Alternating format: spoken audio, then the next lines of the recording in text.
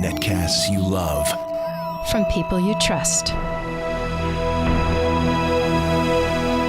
This is Twit.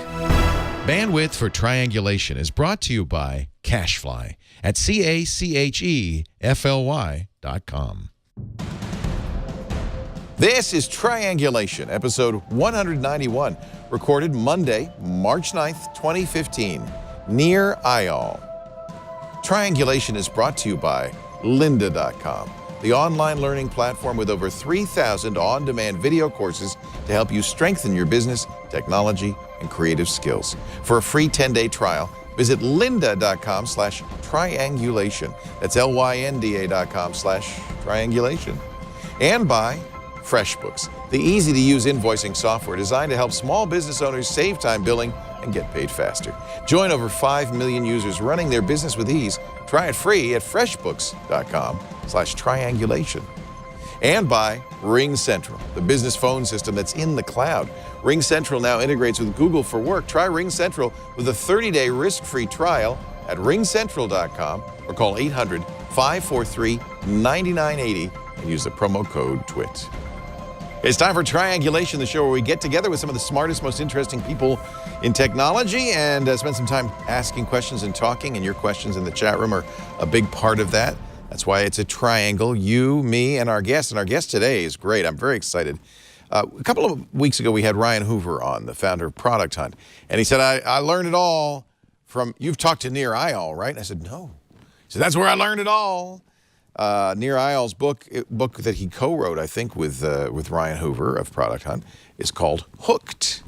And it is a fascinating look at the psychology of great products that are ultimately habit-forming. Nir, welcome to Triangulation. It's great to talk to you. Thank you so much. Pleasure to be here. Did you start as a behavioral economist or psychologist? No, actually, I was a practitioner. So I started 2 tech companies, and the last of which was at the gaming and advertising intersection of those 2 industries. And, you know, I can admit it to you now, but of course, those 2 industries, gaming and advertising, are very much about mind control. Right. And so I learned a lot about these techniques in those 2 industries. And then after my last company was acquired, I really wanted to crack the code around habit formation and how products are built to be sticky. And that's why I spent the time to write this book. We're going to talk about the hooked model in a second and how it works. But what's the moral implication of this? I feel this way sometimes with games and iPad apps. Some of these apps, Candy Crush, actually feel addictive. They feel like you Jones if you don't play them.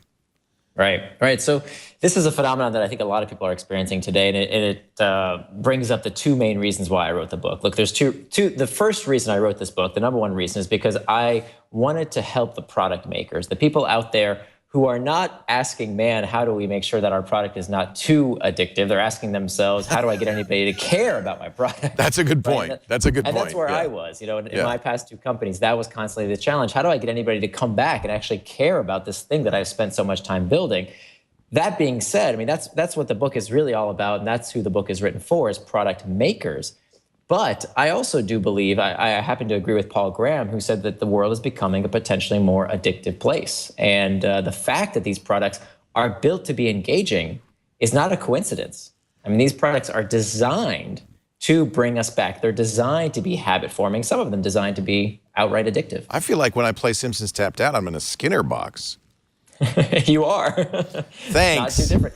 In fact, one of the the third step of the hook, third step out of 4, is a variable reward, which comes straight out of behaviorism. And Skinner, the father of classical conditioning, of operant conditioning, showed that when he took his little pigeons and he put them in a box and gave them a lever to peck at, if the reward, the little food pellet, came out on a variable schedule of reinforcement, right? If sometimes there was a food pellet, sometimes there wasn't a food pellet, well, that's when the pigeons would respond more voraciously. That's when they would keep pecking and pecking and pecking.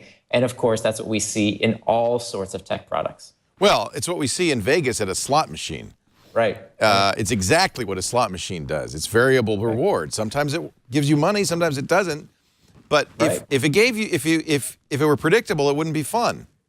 That's right. I mean, if you think about a slot machine, right, you're pulling on that handle on a slot machine, which today, by the way, you don't actually do this. You just push a button. So gambling machines have become more like our tech products. They're just like a Skinner box. Yeah. Right. They become more like our tech products have become more like gambling machines. Yeah. Because one example I always talk about is the feed.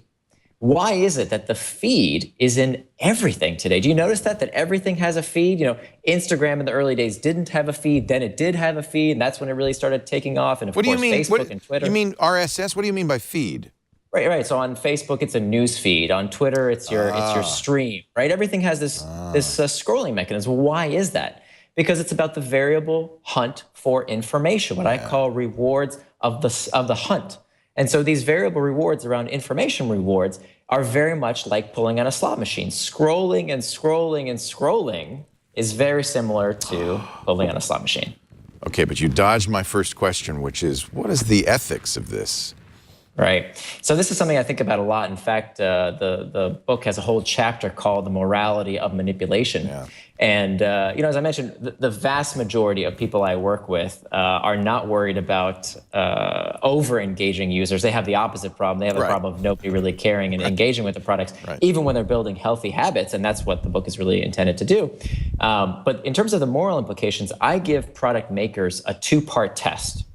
You know, a lot of people talk about what's the company's responsibilities, about individual responsibility, but nobody really asks the maker to consider their role in the products they design. And so that's kind of my perspective. That's my background as a product developer, as someone who built product.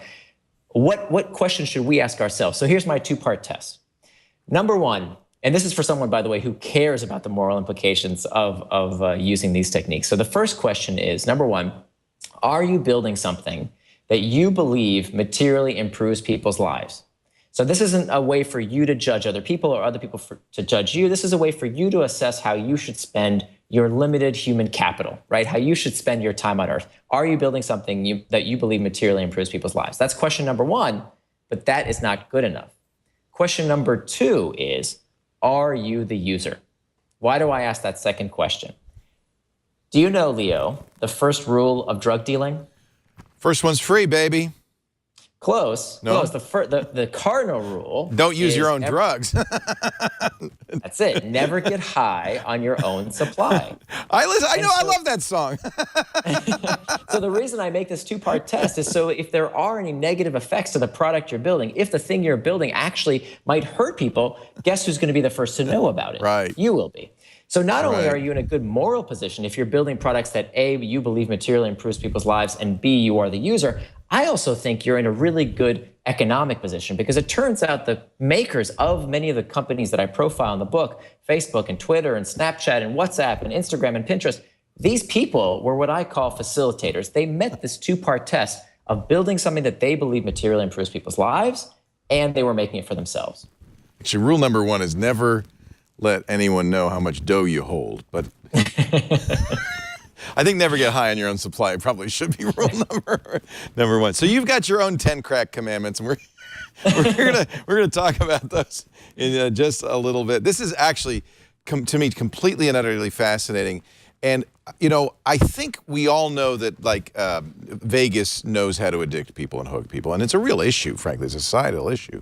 But when you start seeing this in World of Warcraft, where people are grinding all day, not getting anything done, or you see somebody like, I don't know who, me, spend $300 on donuts in an imaginary currency and in a game, you start to go, something's going on here. You actually talk about the cowpocalypse, which I think is hysterical in this You remember book. that game? Yeah, so it was actually a mocking. Ian Bogus. Nicely named. He was mocking Farmville, and he made a Facebook app that was just a cow. You click on it, it goes moo. Right. People got hooked on it. And he actually shut it down when he realized people were losing time out of their lives because he called it the cowpocalypse. Right.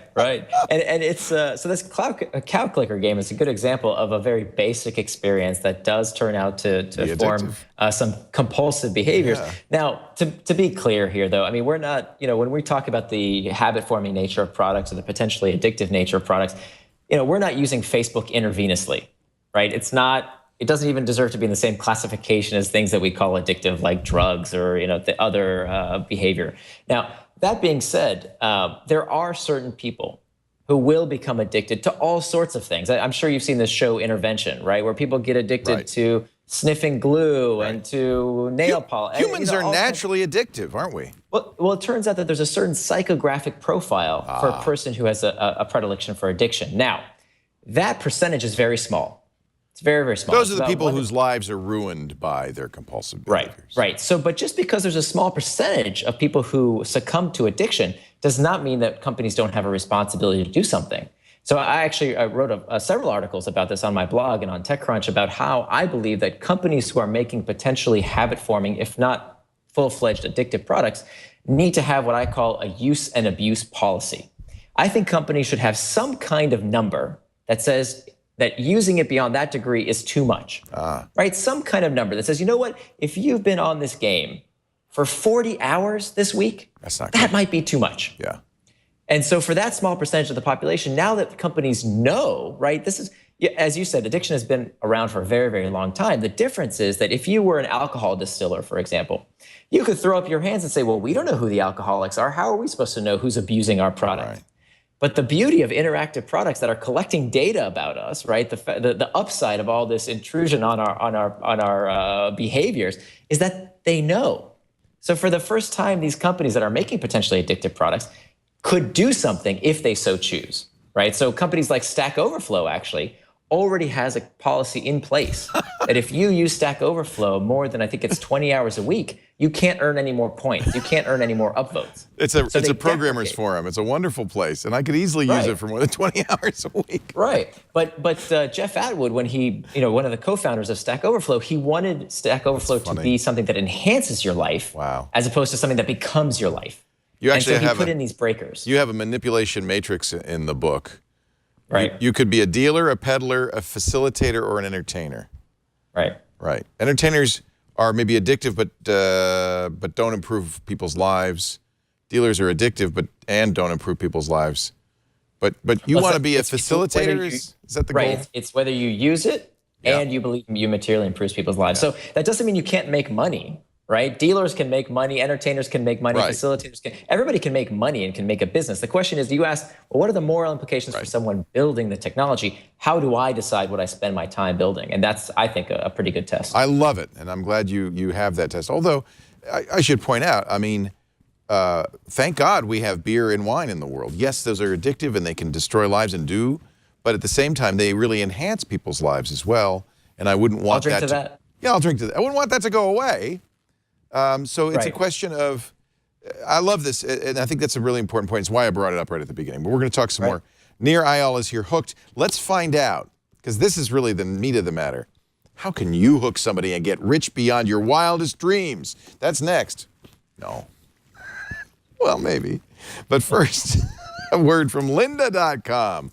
Lynda is addictive, I have to say. But this is the kind of addiction that's good for you. The hours you spend at lynda.com learning new skills, getting better at your job, getting better at your hobby are well worth it. Lynda.com has over 3,000 courses on every possible topic, like software. You can master Excel, business skills, learn negotiation tactics or building a resume, building websites. That's how Lynda got started. Lynda Wyman got started.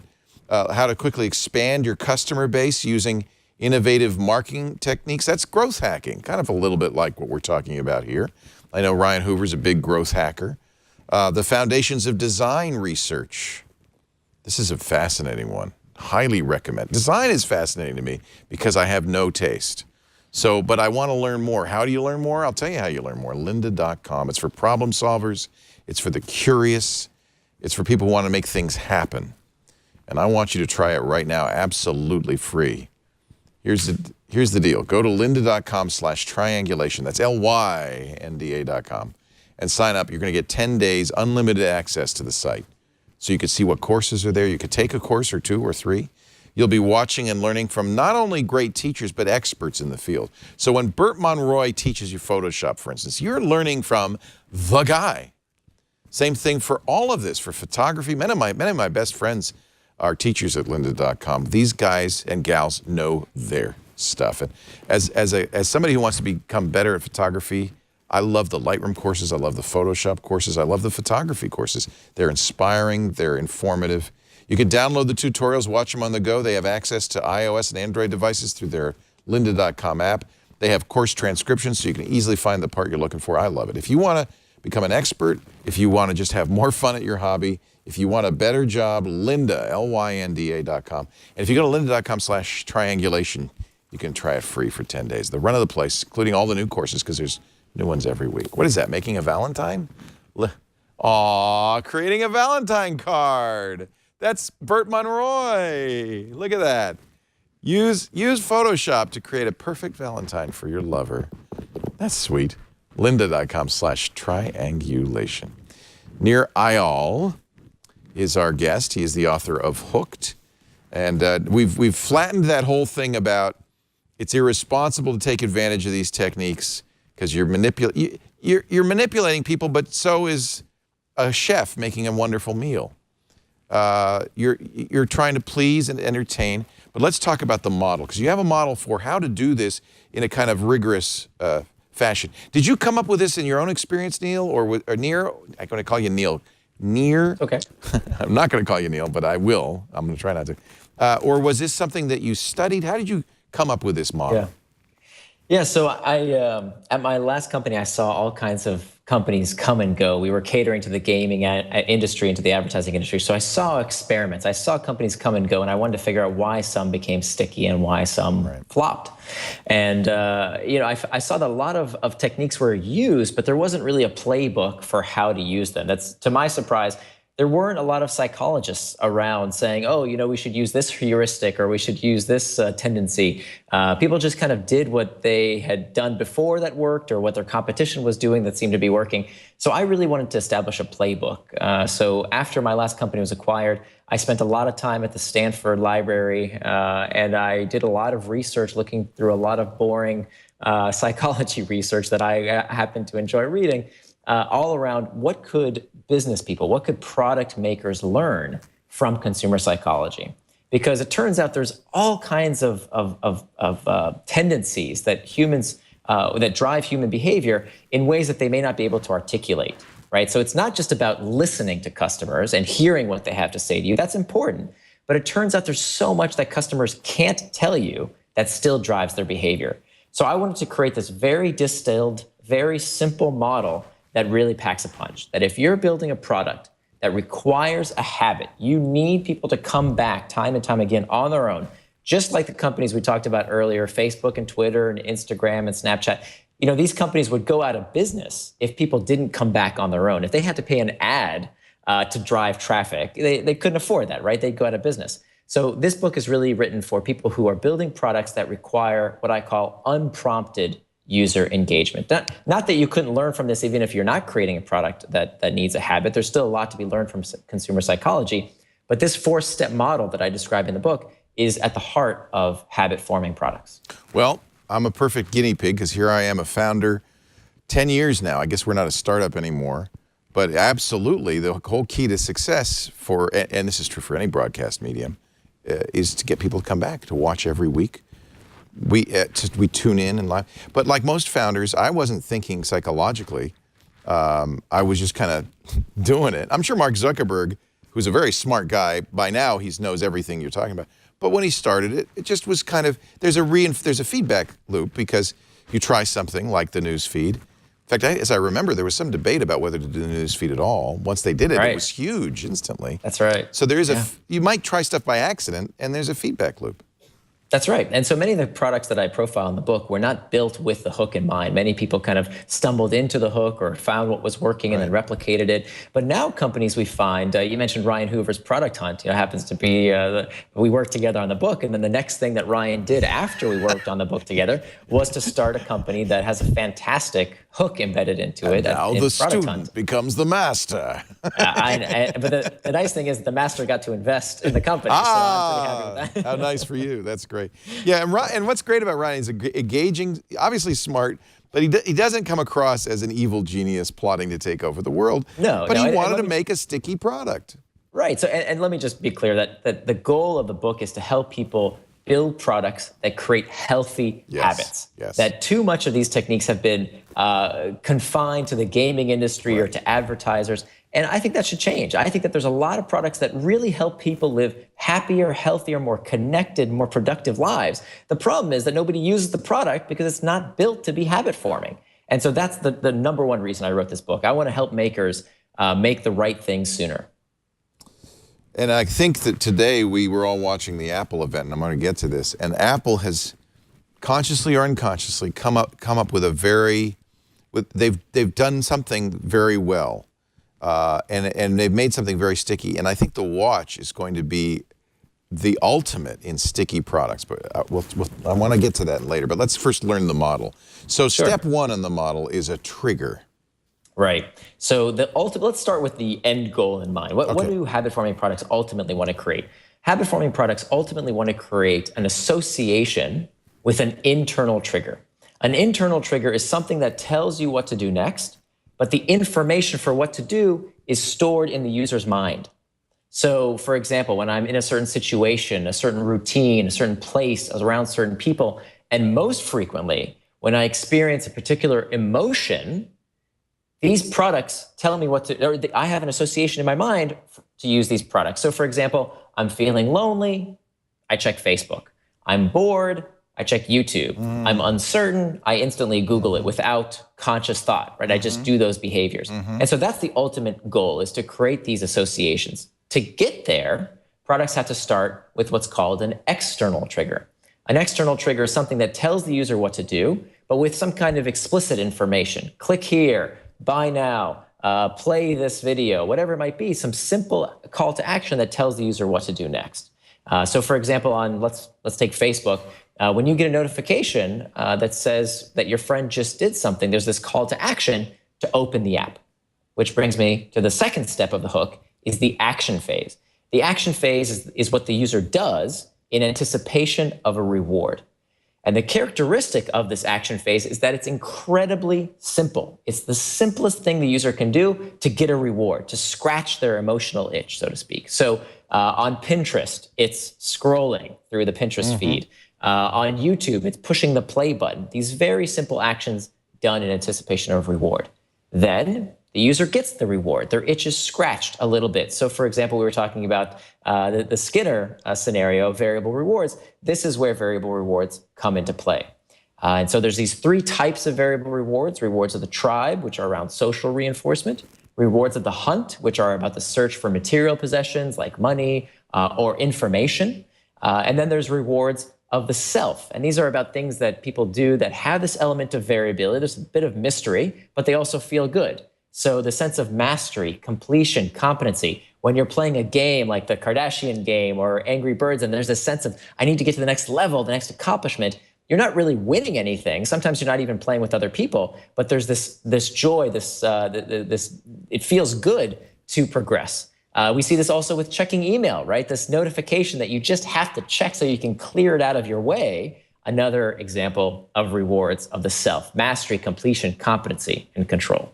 And then the final step of the hook, and this is where a lot of people neglect the habit-forming potential of their product. The most frequently missed opportunity that I see is the investment phase, and this is critical. The investment phase is where the user puts something into the product, some bit of work into the product that makes them more likely to return in the future.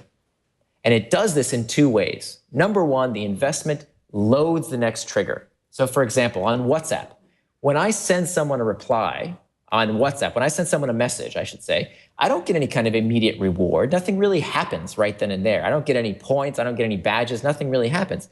What I'm doing is loading the next trigger because I'm likely to get a reply.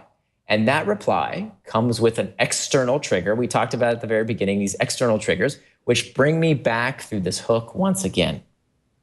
The second thing that investments do is they store values. So something that I love about technology products, the reason I love working with atoms with bits as opposed to atoms, is because things in the physical world, they depreciate with use, right? The more you use your laptops, your phones, these chairs, tables, everything in the physical world made of atoms loses value with wear and tear.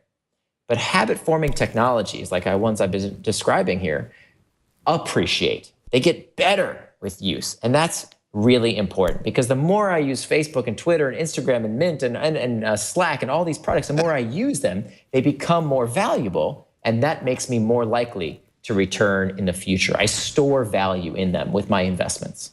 And then, of course, through successive cycles through these hooks, now it's not the external trigger that brings me back anymore. I don't even need that email anymore. I don't even need that notification. Now I've got this mental association that when I'm feeling a certain way, when I feel this itch, I know it provides instant relief. This little app in my pocket that now I can scratch that itch with this solution.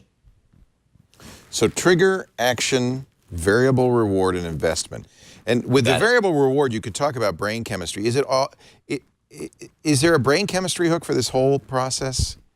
There's a lot of brain chemistry, and unfortunately, that's one area that we still don't know enough about. People kind of toss around serotonin and dopamine and oxytocin. There's all these kind of neurotransmitters that people throw around. I try and kind of leave that out and make this a very practical book. I don't put a lot of fluffy stories. I don't put a lot of, I found that when I was an entrepreneur and I read business books, I just wanted somebody to tell me what to do, and so I try and make it really practical. Yeah. And it turns out there's a lot of disagreement in the neuroscience community about what all these neurotransmitters actually do.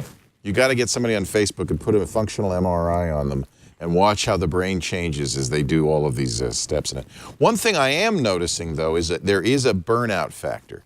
That what happens, the email's a very good example. That trigger, which initially triggers a positive behavior of getting the email and triggers this whole cycle, but it doesn't take much for that trigger to become an irritant. This itch no longer becomes something you can scratch. It becomes something you go, stop it. So that's a fantastic point. So, the variable reward, it has to be a reward.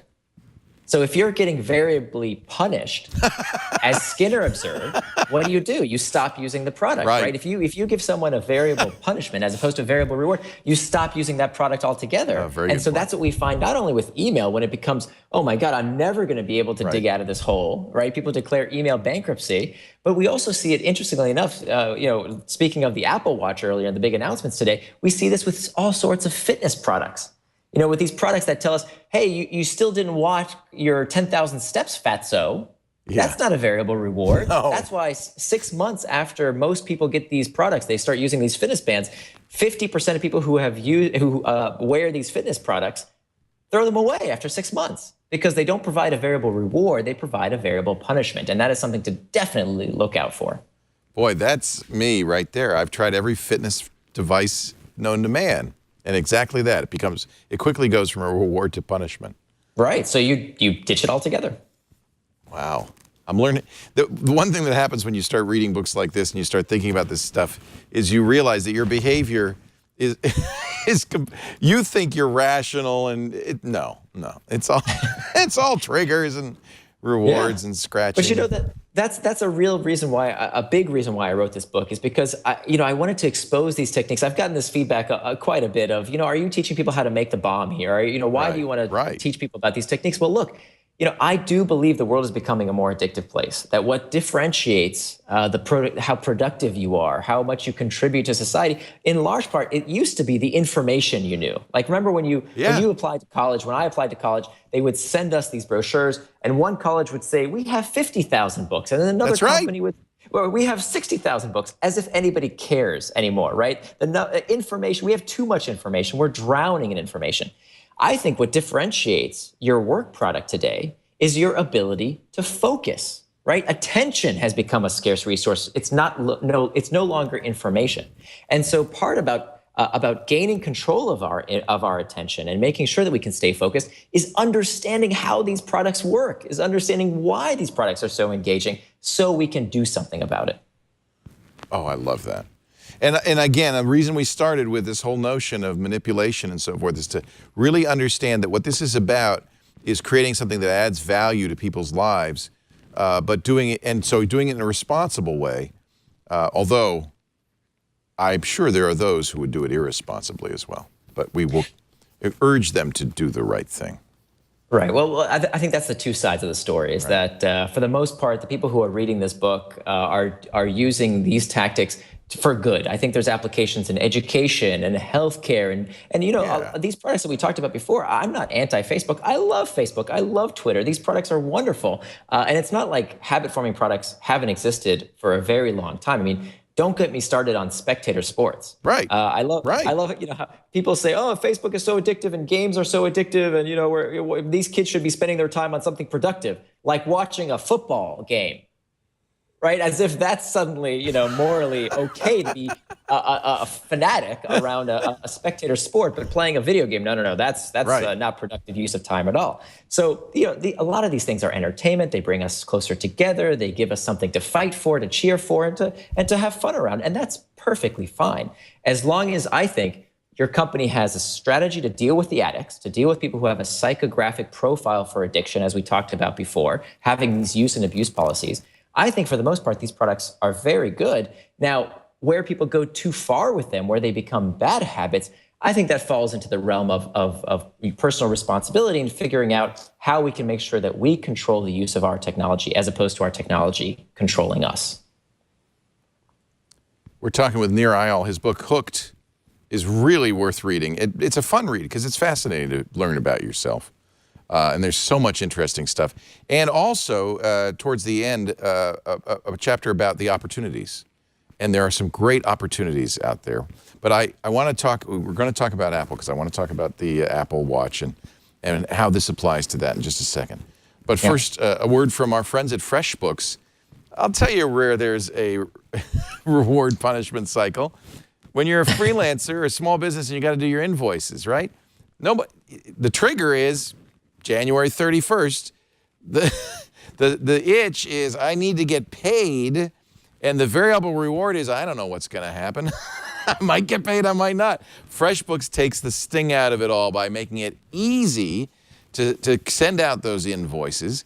In fact, it transformed my life. I hated doing invoicing at the end of the month. When I discovered FreshBooks some years ago now, it was a lifesaver. I started getting paid faster. In fact, on average, FreshBooks customers get paid 5 days faster. Not only because they invoice on time, their invoices look great, but it's easier for your client to pay. There's a little button on there that says Pay Me, and it takes credit cards, it takes Stripe, it takes Fundbox, Zen Payroll, all of that stuff works with it.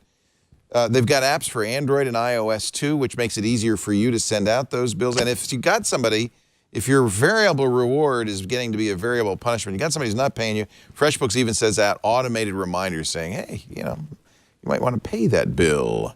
If you're still using Word or Excel or Google Docs to create your invoices, stop. Do yourself a favor. This is totally addictive too, I got to tell you. Once I started using it, I was never going back. FreshBooks.com/triangulation, a 30-day free trial.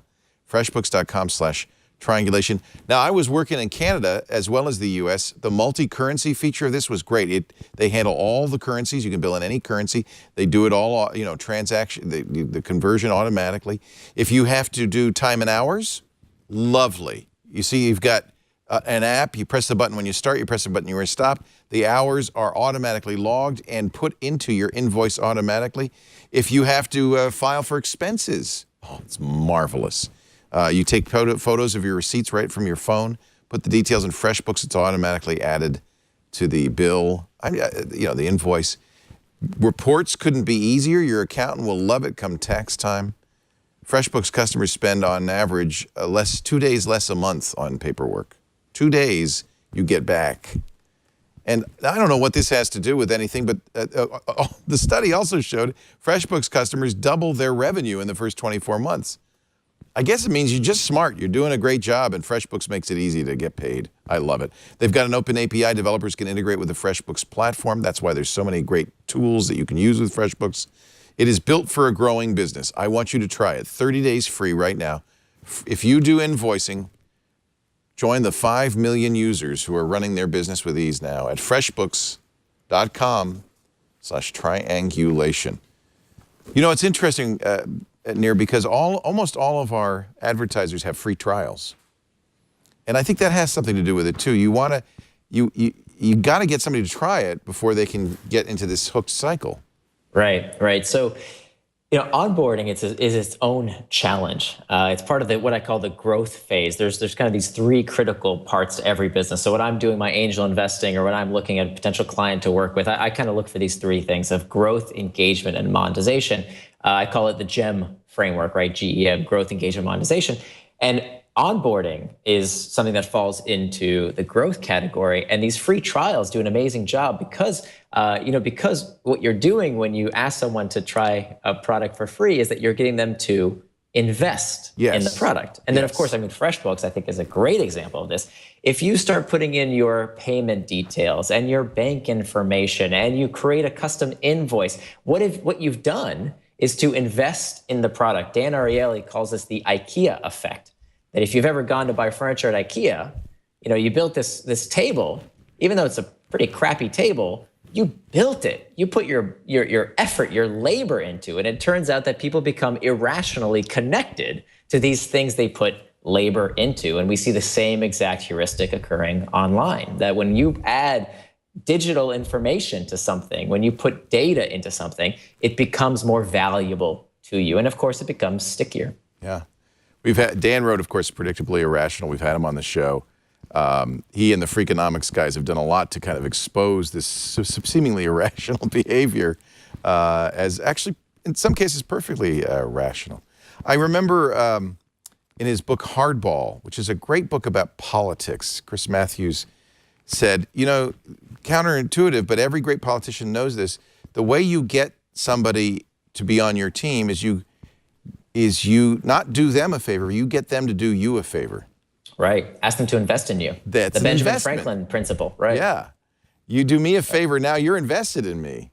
Right. It creates cognitive dissonance. I think Ben Franklin used this technique when he asked to borrow a book from his enemies. And because the enemy kind of took effort to help Ben, now I can't be mad at somebody. I can't help somebody that I am an enemy with. That doesn't make sense. So the solution to ease that cognitive dissonance, these two opposing ideas, well, that person might not be so bad after all. And the enemy kind of changed his mind about Ben. See, folks, and you thought that psych major was good for nothing. This stuff is great to know. Yeah, it's amazing. There's this whole field now of behavior designers that we see up and down the org chart. It's really fascinating to see more and more people with cognitive psychology backgrounds entering the product development world. I have to say, I also feel like Apple's a good example of a company that was, under Steve Jobs, not run with a conscious awareness of this, but very effective at getting people to become more than just customers, to become fanatics. And their marketing techniques are brilliant. I mean, the Apple event today probably had millions of people around the world watching it. It's basically an ad. But the nature of the way they do business gets people invested in it and excited about it. I'm very curious what the watch is, the psychology of the watch. And we've seen, and I feel like this is one area where Apple has consciously, they probably read your book. By the way, we should give it a plug. Hooked, Nir Eyal. You can get it on Amazon, everywhere else. It's from Portfolio, a Penguin imprint. And Ryan Hoover from Product Hunt helped do the book. Do you look at the Apple Watch and think, no, there's a mechanism there? I mean, it's almost, the buzzing and the heartbeats and all that stuff, it feels like it's designed to suck you in and make you addicted. We talked during the event that there's going to be a new kind of phantom pain. It's the phantom pain of not having your Apple Watch buzzing you. Right. I am really looking forward to seeing what the Apple Watch does because, every time we have an interface change, and I talk about this in one of the last chapters of the book around how interface changes reshuffle the habit deck. Right. Whenever there's an interface change, so when we went from desktops to laptops to then mobile devices and now to wearables, every time that happens, these old habits have to shift over to new interfaces, and generally incumbents do a really bad job of destroying, of cannibalizing their last business in order to port it over to that new interface. And so there's going to be all sorts of really interesting companies built on this new interface on the watch. Credit to Mike Maples, you quote Mike. Whenever new technologies suddenly make a behavior easier, new possibilities are born. And whenever interfaces changes, there's a new opportunity born. And I feel like Apple is, with this watch, is going to create a, and it's funny because everybody, with the iPhone and the advent of smartphones, stopped wearing watches because they didn't need them anymore. Right. And all of a sudden, Apple has, this is a really great challenge for Apple. Can we create a need? Can we get people back to wearing their watches? And I suspect they've done everything right on this one. I don't know why. I think you're right. I love what Ellen DeGeneres said, where she said how brilliant that Apple was, and that they figured out that now you no longer need to take out your phone to check the time. I mean, for thousands of years, we've taken out our phone to check the time. And now all we have to do is just look at our wrists. How brilliant. But, you know, funny enough, I actually think that that is going to be the killer app for this watch, is checking your time. It's actually a lot easier. I talk about in the book around how the action phase is all about figuring out how to make the intended reward easier to do. But if you think about it, you know, I can think of two things that are the killer apps for the watch. One is in the watch and one is not in the Apple Watch. The first one is just checking the time, right? Pretty obvious. It's actually a lot easier to check the time on your wrist than checking it on your phone. And so when people ask, hey, what's the Apple Watch going to be good for? That's the first thing I say, obvious funny? Answer. Tell them the time. Second, I think, and I think we're going to see this in the Apple Watch too. I think that they intentionally held this back because they wanted something to tease us with for the next Apple Watch to make it, you know, kind of extend down the adoption curve. It's going to be the camera. That, you know, kind of like the Samsung watch has today, this front-facing camera where you just tap, tap, tap to take a picture. It's actually easier than taking out your phone. And so I can't wait for that to exist. That's why I'm not going to spend a lot of money. I'm definitely going to buy the Apple Watch. I'm just not going to buy the super expensive one because I know the Apple Watch 2 is going to have a camera. Next year, and the year after, and the year after, and the year after. They're very good at holding back. But yeah, when you talk about action, the simpler, the easier the action, the more immediate the reward, the better that loop is going to be, isn't it? That's exactly right. The simplest behavior, anticipation of reward. And that's what we see time and time again. Anytime you can take out steps between the need, the itch, and the solution, the salve, anytime you can take out steps, that's basically the history of technology. From the cotton gin to the iPhone, that's basically what technology does, is remove steps. And you think about Amazon's one-click purchase. That's a perfect example. I feel like I'm pressing a bar and getting a pellet. It's just as you couldn't. It's a little scary because it's so friction-free. But I think we get over that pretty quickly, and suddenly you're buying stuff without even really thinking about it. That's so true. I mean, in my family, I'm guessing this occurs with other people as well. And you know, now that we have Prime, it's actually easier to put it on our Amazon, to buy it on Amazon, than it is to write it down. Like, we don't make a shopping list anymore. I don't need a list, just buy it. Right, just buy it. I mean, it's actually become easier. They realized the competition wasn't another merchant. The competition was the shopping list. Yeah. Well, that's brilliant. I didn't think of it that way, but you're absolutely right. I kick myself now for saying, oh, I'll go to the store and get that. I just go, you know what? By the time I get to the store and get it, it'll be 2 days and I'll have it if I just get it on Amazon. I feel like Jeff Bezos has red hooked. I feel like Jeff knows exactly what he's up to. There's no accident that he's doing it just right. So what are the opportunities? One, you pinpointed right away with a watch, new user interface, new opportunity. Microsoft with a HoloLens. Now, here's an incumbent who's spent a lot of time and energy on a keyboard and a mouse and a screen. They have what is absolutely a new user interface. What would your counsel be to them? Or is it hopeless? Should they just give up and let somebody else, you know, pioneer augmented reality? You know, I think there's always a risk to being the first one leading the charge. That's typically the guy who gets the arrows in his back. I think what's brilliant about Apple, if you think about it, that Apple it doesn't go into brand new markets, right? They weren't the first to create the personal computer. They weren't the first to create the MP3 player, right? The iPod, MP3s were around for a very long time before. Not the first to create the tablet, and not the first to create the smartwatch. What they do is they kind of let the other guys screw things up so they can learn from those experiences and then do it really well, then figure out all the cognitive quirks and how to ease the cognitive load of actually doing the desired behaviors. And that's really why I think they've excelled so much. Now, it'll be interesting to see how Microsoft pulls this off as well. I think there's going to be a ton of opportunities when it comes to augmented reality. But as an incumbent, they're a little disadvantaged. What do you mean? Because it's coming out of Microsoft as opposed to being some little startup? Yeah. Well, that's a whole nother organizational behavior issue, and that's a question I get a lot around. How do we change habits within my workplace? And it is not easy. That the way to do it successfully is to kind of create a startup within a larger company. But then, what typically happens is when the normal ebbs and flows of startup reality appear, then that's when the big companies get spooked and tend to cut projects and their best people from the projects that they should be investing in. I mean, we saw this time and again back in 2008 when I was in the gaming industry. With Zynga. Zynga kind of missed where people play games today, which is mobile apps. But back then, Zynga was making Facebook apps. Right. And every time that their flagship product wasn't doing so well, Farmville was kind of had a hiccup. They would pull their best people off the mobile teams and off the other products and bring them back to the core product because that's where the money was being made. And of course, that was a critical error. They should have been investing for the future, not just for the present. Well, that's another thing. I mean, these things have the half-life of a mayfly. I think of apps like OMG Pop. I don't even remember the name of the app anymore. Words with Friends. No, not Words with Friends. OMG Pop was Draw Something. Draw Something, right. But literally, the lifespan of a mayfly. I mean, but when at its peak, everybody in the world was doing it. Right. So I have a theory about why that happened. That's what I want to know. Yeah. So So remember those variable rewards? Yeah. That it turns out that what's extremely important with variable rewards is that they stay variable.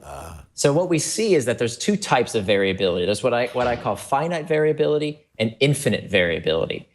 Finite variability is where the more you play an experience, the more you interact with an experience, the more predictable it becomes. So let's take Farmville, for example. Remember Farmville? Yeah. Everybody in the world was playing Farmville. 2008, it was the fastest growing game in history. It was just, if Zynga was worth $10 billion was the rumor at the time. Well, what happened with Farmville? What's the next game that Zynga released after Farmville? Like Zooville or something. Yeah, Cityville and Chefville and Frontierville and Farmville 2. And it was the same game again and again and again. Yeah. And users figured out that what was once variable became predictable. So that's an example of finite variability. That's why we're all not playing Super Mario Brothers and Pac-Man anymore, because we figured it out. It's not variable anymore. It's predictable. Right. As opposed to products like social media, right? LinkedIn and Facebook and Twitter and Instagram. These products have a much higher degree of variability, right? People are posting pictures of their kids and their pets and articles, and there's a much broader range of what you might find when you use these products, as opposed to a game that kind of has a repeatable experience that you know what you're going to get after a while. And yet, I'm thinking one way people try to get around this, Draw Something did this, Farmville did too, was with kind of using the network effect and social.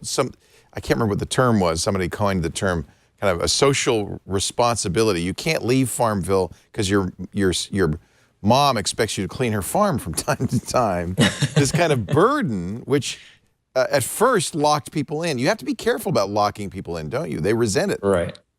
That's exactly right. There's this psychological phenomenon called reactance. And reactance dictates that when our autonomy is threatened, when we feel like we're being told what to do.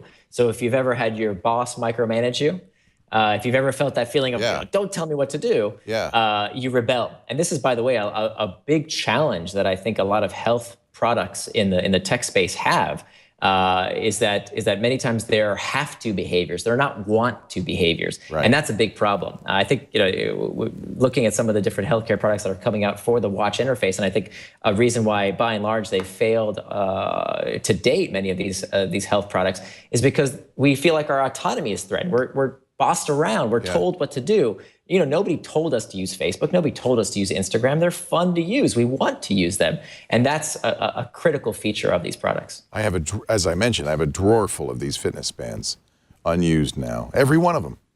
Yeah. Partly because there's a macro hooked cycle going on where I think that the next one will scratch the itch. And it doesn't benefit any one company, but it benefits the sector. I keep hopefully buying the next one, hoping this one will work. Yeah, the variable reward, right? Yeah, maybe. Yeah, maybe the next one. Just the next pull of the lever on the machine will give me some money. Right. I love this. We'll figure it out eventually. I actually do want to talk about kind of some of the backlash you can get from playing this game. We're talking about Hooked, which is a really interesting book. It's on not only in hardcover and on Kindle, but you can get it on audible.com as well. Nice, easy read, 4 hours, 47 minutes. Although I think if you get the book, you get the charts and the tables and stuff. And there's maybe buy, you know what, do Nir a favor, buy both. And that way you can listen, you can read, you know, get the Kindle version. It's great. Hooked. Thank you. There's a plug. Our show today brought to you by our phone system. Now here's something I think you say my phone system, people go, yeah, you got something else to talk about? But I got to tell you, this is the first inspiring phone system I've ever used. First of all, when we moved to our new studios and everything, I'm a bad boss. When we were back in the cottage, I made everybody use their cell phone. I said, you're going to use your own phone and you're going to like it. But once we moved here and we get started, you know, I got 20 people. Suddenly I realized, I got to get a phone system. And I did not relish that. Having had experiences with PBXs in the basement, you got to call up and the guy comes and he spends all day fiddling with it just to add another employee. When Russell told us about RingCentral, my life changed. RingCentral is cloud-based. So there is no hardware. There's no PBX in the basement. You actually can make calls from your own smartphone using our number. They have a RingCentral app, or your computer. But you can also get real phones, SIP phones that look, you know, they're like Polycom. That's what we have, Polycom phones. I have a conference phone and everything. And then it all uses RingCentral. But because it's in the cloud, it's so much more flexible. You can you can do anything you could dream of, including, by the way, you saw that. You can do, with RingCentral, you can do video conferences. You can do, pretty much, it works with Google for Work accounts. So now, for instance, you can dial from your Gmail account, and it's RingCentral. You click any number on the screen in Gmail, on contacts and calendars, you place a call, and it's RingCentral. You can listen to your voicemails within Gmail, fax from Google Drive, view text messages, schedule conference calls, and it could be your company's 800 number. It could be your old number. You can bring it with you, of course. You can create new extensions, even vanity numbers. You know, you got a sale going on. You can have 1-800-BUY NOW. You can have your own vanity numbers. They're easy to create. It could not be easier. No setup fees, no activation fees. I just love it. So it starts at under $25 per month per user. You get a new employee. You just get them a phone. You plug it in. That's it. You're done. It's so easy. The web interface means you can add somebody to a phone tree and everything. Plus, we got a special offer for Twit listeners. For every desk phone you buy from RingCentral, when you set it up, you'll get a second phone free. That's up to a total of 20 phones. The video conferencing is amazing, too. 800-543-9980. That's a vanity number just for this offer. 800-543-9980, ringcentral.com. Or if you want to go through the website, just use the promo code TWIT, T-W-I-T, and you'll get 30 days free and that special deal on the phones. It really is remarkable. RingCentral, it just changed my whole attitude about phone systems in business. It's so easy. I can do text messages from our 800 number, receive text messages to our 800 number, all on my smartphone. RingCentral.com. We're talking to Nir Eyal, the book Hooked, How to Build Habit-Forming Products. Neil is a two-time startup founder of Note. He now helps, as an angel investor, others create great businesses. Ryan Hoover's a good example. Your co-author in the book. He said, I should do this, and started Product Hunt, which is one of the hottest properties in Silicon Valley right now. But I do see backlash to doing this hooked model. And I'm thinking of myself in Facebook. I've started to hate Facebook. And I'm thinking, well, what's gone wrong? And it's the reward is no longer a reward. It's not that I don't want to see, and I think Facebook's very aware of this. It's not that I don't see what I want to see. And I find like I'm seeing a lot of Upworthy type of stuff. And I think Facebook's already started to respond to this algorithmically. They're trying to make the reward in the news feed be very, real, right? Right. This is a huge issue in that the reward has to be the right ratio of the interesting and the mundane. It has to be this right ratio. If it's it can't be too far out of whack. And particularly when they're putting advertising, they're trying to figure out how relevant these things are to you. It's incredibly important that they find that appropriate balance. You actually see, this is one of the flaws, so to speak, of Twitter, is that because you follow specific people and you accrue more and more and more followers, eventually your newsfeed kind of gets polluted on Twitter. You get all these irrelevant tweets, and that's a real problem because after a while people stop checking. because they're, if you're looking and the first thing isn't interesting, the second thing isn't interesting, and the third isn't interesting, eventually you've got to get that reward. You got to get that variable reinforcement, or else you stop checking. And so that's why Twitter has recently implemented some of these, tweets you may have missed in your news feed to try and algorithmically show you things you might be more interested in. And in that respect, I think Facebook has the advantage in that it's always been curated. There is no expectation that your Facebook feed will be everything people post. It's curated based on what Facebook thinks is interesting to you. It really is very interesting, the challenges that these companies, and it kind of goes back to that flash in the pan thing. It's easy to be successful for 5 minutes. It's very hard to maintain this cycle for a long time. Do you feel like the hooked model really rewards kind of moving on and quick attention span? Is it possibly long-term successful with a hooked model?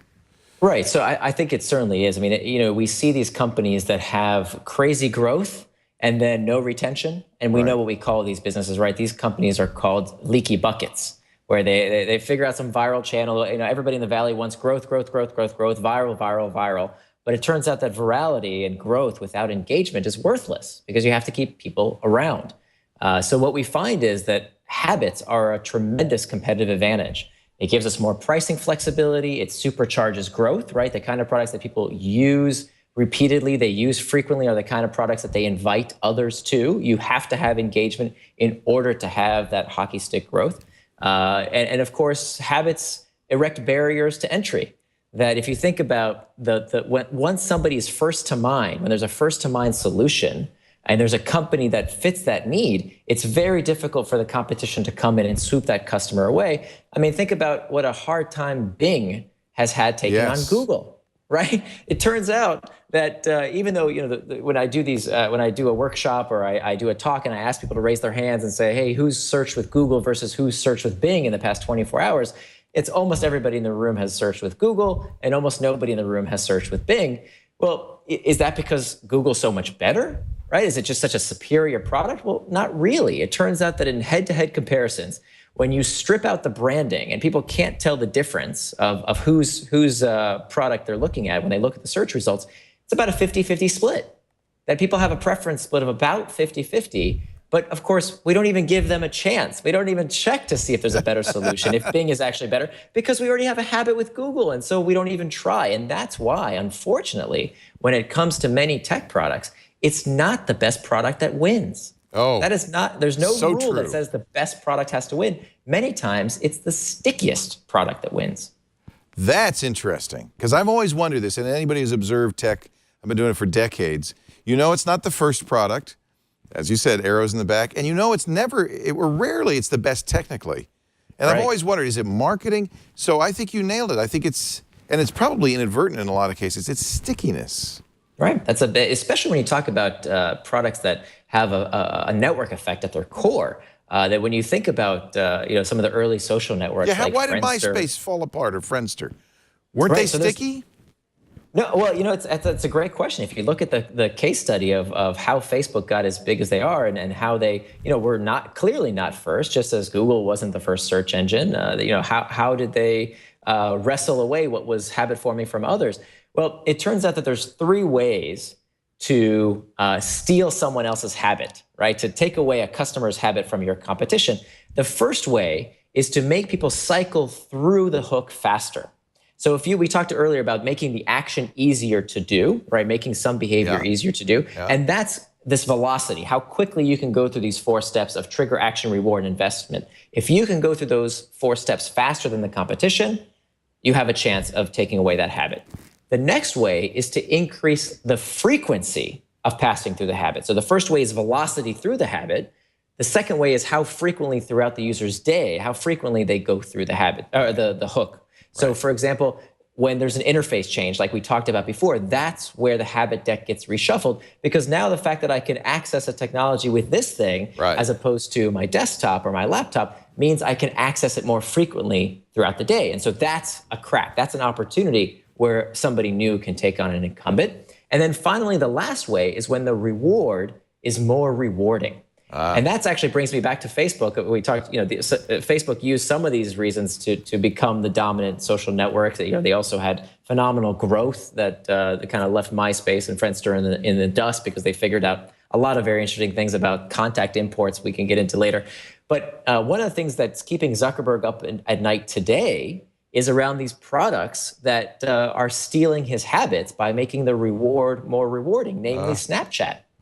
So let's do a little exercise here. So if you imagine you just received a message on Facebook, at the same time you receive a notification of someone posting something to Snapchat. Snapchat, baby, right away. Exactly. Not even Why? close. Not even Right. close. Not even close. Why? Because on Facebook, it's probably your Aunt Matilda. On Snapchat, it's probably somebody you're flirting with, or somebody who's going to post something funny or with less discretion around what they might post on Facebook. Because on Facebook, it's around forever. Right. Whereas on Snapchat, it's gone. I can be more flirty. I can, maybe not me, but people No, but can. Snapchat's more fun. Right. Exactly. I'm going to have more fun. The reward is more rewarding. That's exactly Yes. right. That's exactly the point. So if you can make a product where the reward is more rewarding, that critical third step of the hook, that's the third way that you can steal someone else's habit. But how much more rewarding? I think it was Peter Drucker who said, for a new product to supplant the old, it has to be at least 10 times better. And actually, Right. let's reinterpret that. 10 times more rewarding. Is that a reasonable metric? Yeah, it's super hard to quantify exactly, what that number is. But there's been some research. There was also an HBS study that showed that it's 9 times better. That somebody has to realize, oh my gosh, it's way better for that reward to be more rewarding. Right. But that's not the only way, because there's also, if your product can be used more frequently or with greater velocity, it doesn't necessarily have to be more rewarding. That's just one of the 3 techniques. And the truth is, there's less friction, so it doesn't have to. If there's a lot of friction moving from MySpace to Facebook, you get all your friends. There's a lot of friction, but it's very easy. There's no friction in just checking Snapchat. So the easier you can make that transfer, the better as well. Right, that's right. And so one of Facebook's reasons that Facebook kind of clobbered MySpace in the early days was because Facebook had a huge head start on contact imports. So they just made it so easy, Yes. right? They made it incredibly easy to not, there's this phenomenon that I call the viral oops, right? Not the viral loop, No, the viral oops. I've done it, yes. Which we see, I wrote this article kind of, coining this term around the viral oops, which is this behavior that you do and you invite not 1 or 2 friends, because that's actually a myth. I don't think products spread virally by everybody inviting 1 or 2 friends. That's not really what happens. What really happens is that 1 or 2 people invite 500 people. And that's how you get that growth. And at the early days of Facebook, they actually had both. Everybody was kind of spamming everybody, and they had a huge head start on MySpace in those days. Wow, you're right. And I did that. I've done that with a lot of tools accidentally. I bet you they don't make it too hard to do, where you just, I just invited my entire contact list. Right. And so the difference is, the reason it's a viral oops, there's black hat techniques, which are clearly, the user gets pissed off and said, Yes. I didn't let you do that. Why did you do that to me? I didn't authorize that. That's clearly black hat, right? That's not the kind of stuff that companies can get away with. But these viral oops are interesting because it's the user that says oops. It says, ooh, I didn't realize I just did that. But then when they look back and say, ooh, I didn't see that button, right? I didn't realize I was about to do that, but it's my fault. So the oops is when the user blames themselves. And of course, many times the developer tends to look the other way and, it's pretty clear after the fact. Oops. Yeah. Oh, I could go on for hours. This is really fascinating stuff. And I bet you're in great demand with all of your founders, because, you just go, at every moment, I should be doing this, I should be doing that. But, the place to start is the book, Hooked. Nir, Nir, Eyal, Eyal. He's at Nir Eyal on Twitter. And you can find his blog, Near and Far. I love the name, nearandfar.com. What a pleasure talking to you. You've given us a lot of food for thought. My pleasure, Leo. Yeah. Anytime. That's what I love about the tech business, is you can think you understand why stuff happens, and then a light goes on, or you read a book, and suddenly, the clouds clear, the fog lifts. And that's a huge compliment. I really appreciate it. That's really what I wanted to kind of convey to entrepreneurs, is to make less confusion, and less mythology around why these things work. Well, it is a lot of mythology, isn't it? We're all gutting it out. Right, But there's really a reason behind it all. Thank you, Nir. It's been a pleasure talking to you. Pleasure's all mine. Thanks so much, Leo. Bye-bye. We do Triangulation every Monday. Normally, we do it 11 a.m. Pacific. That's 1 p.m., is that right? 2 p.m. Eastern Time, 1800 UTC. Today, a little delayed by the Apple event, but it's always fun. And if you can be here for it, I love it because I love your feedback and questions from the chat room. But don't worry, on-demand audio and video is always available from this show and all of our shows at our website at, in this case, twit.tv/TRI. Or you can go to YouTube, youtube.com/triangulation. Or, and let's see, would this be the trigger or the action? I think your variable reward is, except it's pretty consistent, subscribe. That way you'll get an episode each and every week. The variability is in the quality, I guess. Every week, subscribe in iTunes or whatever you use for your podcast. There's some great apps. We don't do them, but we have some great third-party developers who've made Twit apps on iOS, Android, Windows Phone, Roku. Find the app, subscribe, don't miss an episode, because this is the show where we all learn an awful lot. Thanks for joining us, and we'll see you next time on Triangulation. Bye-bye.